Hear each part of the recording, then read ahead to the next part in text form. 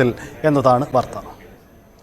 തമിഴ്നാട്ടിൽ മികച്ച വിജയം നേടിയ 10ാം ക്ലാസ് +2 വിദ്യാർത്ഥികളെ നടൻ വിജയ് അനുമോദിക്കുകയാണ്. രണ്ടാം ഘട്ട അവാർഡ് വിതരണത്തിന് വേണ്ടിയാണ് നടൻ വിജയ് എത്തിയിരിക്കുന്നത്. ഫലം പുറത്തു വന്നപ്പോൾ അവർക്ക് പ്രത്യേക അഭിനന്ദന സന്ദേശവും നടൻ അയച്ചിരുന്നു. തുടർന്ന് 234 മണ്ഡലങ്ങളിലും ടോപ്പ് സ്കോറർമാരെ ആദരിക്കാൻ അദ്ദേഹം പദ്ധതിയിട്ടതിൻ്റെ ഭാഗമായിട്ടാണ് അവാർഡ് ദാനം.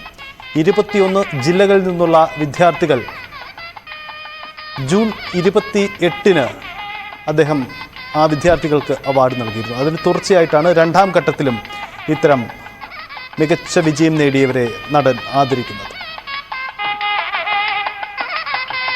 பலவீனம்னு சொல்ல முடியாது. இதுல இன்னொரு முக்கியமான ஒரு விஷயம் என்னன்னா, மாநில மொழியில படிச்சுட்டு ஸ்டேட் சிலபஸ்ல படிச்சுட்டு NCERT சிலபஸ்ல தேர்வு வச்சா அது எப்படிங்க? அதுவும் கிராமப்புறத்தில் இருக்கிற மாணவ மாணவிகள், அதுவும் அவங்களுடைய மருத்துவ படிப்புக்கு கொஞ்சம் யோசிச்சு பாருங்க, இது எவ்வளவு ஒரு கடினமான ஒரு விஷயம்னு.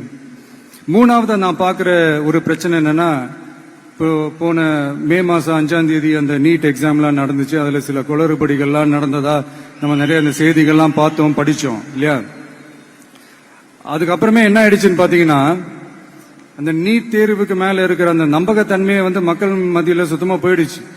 இனிமே நாடு முழுக்க அந்த நீட் தேர்வே தேவையில்லை அப்படிங்கறத இந்த செய்திகள் மூலியமா நாம எல்லாருமே புரிஞ்சுக்கிட்ட ஒரு விஷயம். சரி, இதுக்கு என்னதான் தீர்வு அப்படின்னா, நீட்டு விலக்கு தான் இதுக்கு உடனடி தீர்வு. நீட்டு ரத்து கோரி தமிழக சட்டமன்றம் கொண்டு வந்திருக்கிற அந்த தீர்மானத்தை நான் மனப்பூர்வமாக வரவேற்கிறேன்.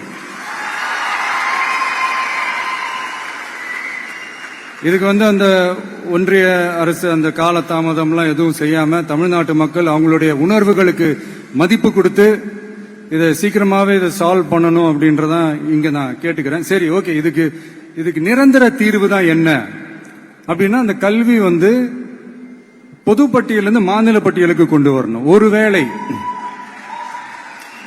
அதுல ஏதாவது சிக்கல்கள் இருக்கு அப்படின்னா, ஒரு இடைக்கால தீர்வா இந்த இந்திய அரசியலமைப்பு சட்டத்தை திருத்தி ஒரு ஸ்பெஷல் கன்கரண்ட் லிஸ்ட், சிறப்பு பொது பட்டியல் அப்படின்னு ஒண்ணு உருவாக்கி அதுல கல்வி மற்றும் சுகாதாரத்தை அதுல சேர்க்கணும்.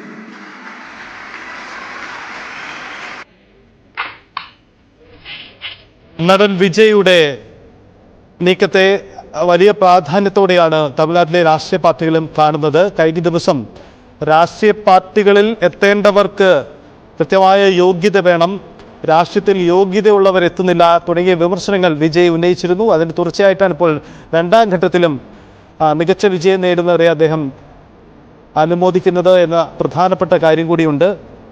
വിജയുടെ ഈ രണ്ടാം ഘട്ട പ്രവർത്തനങ്ങളിൽ വലിയ തരത്തിലുള്ള പങ്കാളിത്തമാണ് ഉണ്ടാവുന്നത്. നിരവധി പേർ അതിൽ പങ്കെടുക്കുന്നു എന്ന പ്രധാനപ്പെട്ട കാര്യമുണ്ട്. എന്തായാലും വിജയികളെ അനുമോദിക്കുന്ന ചടങ്ങ് പുരോഗമിക്കുകയാണ്.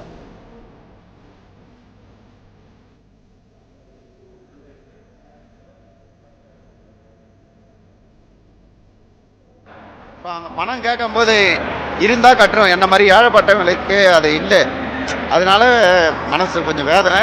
அதனால அதுங்க பசங்க படிப்பை நம்மளாம் முடிஞ்சாலும் படிக்க வைக்கணும். கண்டிப்பாக படிப்பு வைப்போம், பெற்ற அப்பாங்க எல்லாமே தம் பிள்ளைகளுக்கோசம் கண்டிப்பாக செய்வாங்க. அதனால் என்னால் முடிஞ்சு நீ படிமான்னு. ஆனால் என் பொண்ணு இப்போ டாக்டர் ஆனாலும் அது சின்ன 5 வயசுலேருந்து அதுக்கு செவுத்துலேருந்து டைரியிலேருந்து எல்லாமே MBBS தான் போடும்.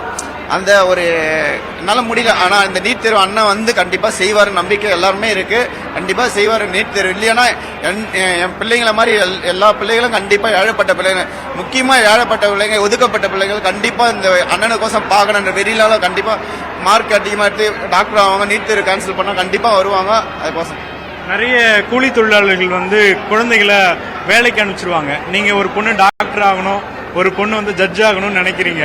ஸோ இது எவ்வளவு ஆசை உங்களுக்கு? எனக்கு நான் எங்கள் அப்பா எனக்கு அவரால் முடிஞ்சதை அவர் செஞ்சார். என்னால் முடிஞ்சது நான் என் பிள்ளைங்களுக்கு செய்யணும். நான் போகிற இடம்லாம் ஏழைப்பட்டவங்க, ஒதுக்கப்பட்டவங்க எல்லாருமே ஒரு தரக்குறைவாக ஒரு இதுவாக தான் பேசுவாங்க. அந்த இடத்துல எனக்கும் என் பொண்ணும் ஒரு இது ஆகணும்.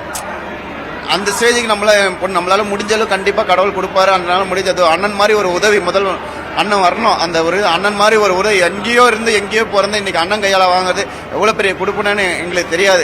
நாங்கள் பார்ப்போம், எங்கள் ஜென்மத்திலேயே அது பரம்பரையிலேயே இல்லை. நாங்களாம் ஒதுக்கப்பட்டவங்கன்னு சொல்லுவாங்க எல்லாருமே. വിജയുടെ കയ്യിൽ നിന്ന് ആദരം ഏറ്റുവാങ്ങിയവരുടെ പ്രതികരണമാണ്. അങ്ങേയറ്റം പ്രതീക്ഷയോടെയാണ് ഈ നീക്കങ്ങളെ അവരും കാണുന്നത്.